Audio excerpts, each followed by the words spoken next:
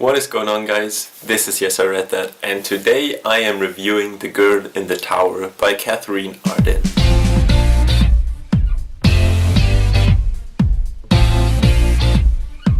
The Girl in the Tower is the second book in the Winternight series. The first book in the series is The Bear and the Nightingale. If you're not familiar with the series, I highly recommend you to watch my other video where I reviewed the first book in the series. So the story continues right where The Bear and the Nightingale ended. It still focuses on the girl Vasia or Vasilisa and her journey through Russia to Moscow.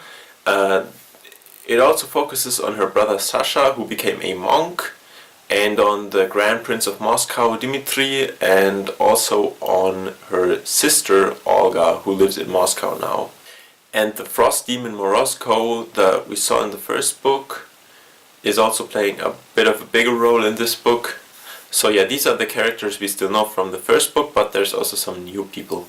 I was very excited for this book, but I didn't like it as much as the first one. I don't know, it just didn't work so well for me. And I'm gonna explain why now. First of all, a bit of story. So Vasia is traveling through Russia alone in the cold winter, and she almost manages to die twice, but only gets saved by Morozko. Morozko actually only saves her because she has a necklace that allows him to stay in the world longer and not fade because of the spreading Christianity, which was one of the key themes in book 1 that I really enjoyed.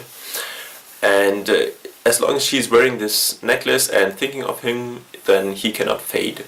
Then at some point, Vasia in her travels frees some children from traveling bandits and actually escapes with them, being hunted by some of the bandits, and then in the end she stumbles upon the monastery where her brother Sasha is actually staying with Dmitri, the Grand Prince of Moscow, because they are in search of exactly these bandits.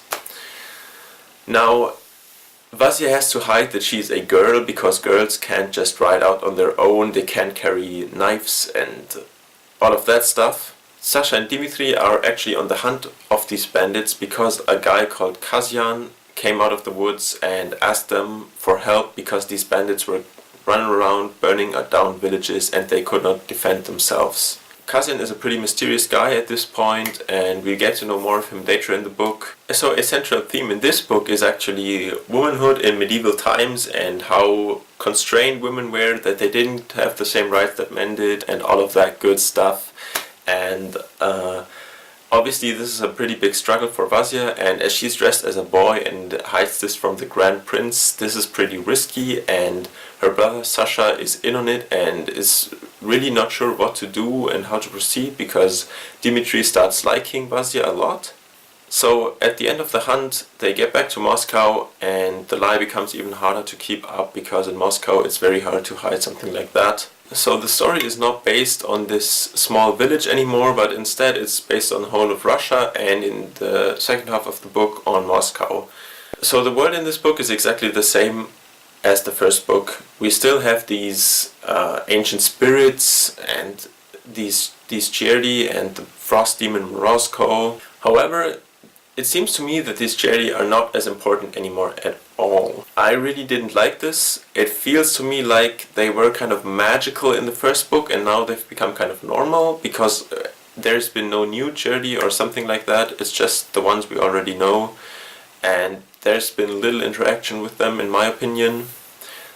But instead the focus is more on Morozko and like these more important Cherry, you could say. So the world didn't really change. Now the characters didn't really change a whole lot either. We still have Vasia, we still have her brother Sasha, who's a monk now, and we have her sister Olga, who's living in Moscow now and who's into politics a lot more now. However, she doesn't play such a big role.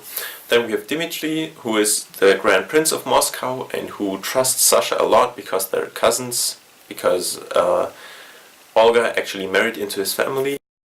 Alright, so these are the characters we already know, and just a short warning, I'm gonna spoil a few things in the book right now because it's necessary to know where I'm coming from. So there's a newcomer character called Kazyan.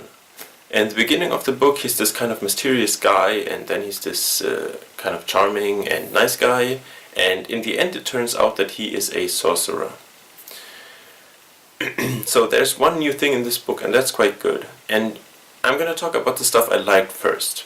First of all, there's a lot more action than in the first book. For some people that's definitely a plus. I think that's good, but that's not what makes a book for me. Then there's more Moscow, which is quite cool. I mean, see more of the big city. That's cool. The writing is also still pretty good. And I mean, that's the most important thing in a book probably. But overall, I still feel like this whole setting didn't work as well as the first book for me. Even though we were in this grand city, Moscow, it didn't really feel so good. Like, I still felt more at home at the small village. So, what did I not like so much about this book? No, the first and foremost thing I really didn't like about this book is romance. Why the fuck does there have to be romance between a girl and a frost demon? That's just terrible in my opinion. Why should a frost demon love? That doesn't make any sense, and I really didn't like it at all. Okay, next thing, almost no info on the charity. Like, we got almost nothing. So what I enjoyed most about this charity is the small little guys that lived in the homes. And we didn't get any new guys that like had no big task. We had Morosco, we had Midnight, we had the Firebird in the end. But none of the small guys, and I thought that was pretty sad. I really enjoyed those little spirits in the households, and I don't know, that's what really sold the first book for me. I mean, it's subjective, but it's just my opinion. Then the next one is, I didn't have this comfortable winter feeling anymore, this cuddling at the stove and listening to stories that the grandma told, and I really enjoyed that in the first book, and in this book it was just completely gone. From Vasya being alone in the wilderness to Moscow, it just didn't feel that special anymore. Then the theme of women, which was interesting at first, was stressed out a bit too much for my tastes. I mean, it was the key theme in this book, and I didn't like it as much as the theme of Christianity versus the little magical spirits at all. Really, I think it was way worse as a theme. And then we had Brother Constantine coming back. And Brother Constantine was very interesting in the first book because he was this Christian guy and preaching against the old gods, and then being kind of tricked or, well, seduced by a spirit, by an evil spirit, and used by him. And now he's coming back, and exactly the same stuff happens again. He preaches against it, then he becomes seduced, then Vasya actually tells him to fuck off, and then why even bring him back if the story is exactly the same that it was in the first book? Anyway, it's just, I didn't feel like this character contributed anything in this book. I don't know. So overall the setting didn't tick as much for me as it did in the first book. Maybe it's because I read some of that stuff in the first book already and it's not necessary to repeat that again. Maybe there wasn't enough innovation in the small details I really enjoyed in the first book, but I don't know, it just didn't work as well for me. So I'm gonna give this book a 6 out of 10. The writing is still solid, the world is still pretty cool, and except for that stupid romance, I think people can really like the book, but it really didn't work for me. So I'm very curious what you thought. Please just write your opinion in the comments, I'm really curious, and if you enjoyed this review, maybe give me a like, and check out the next one. I'll see you there. Bye!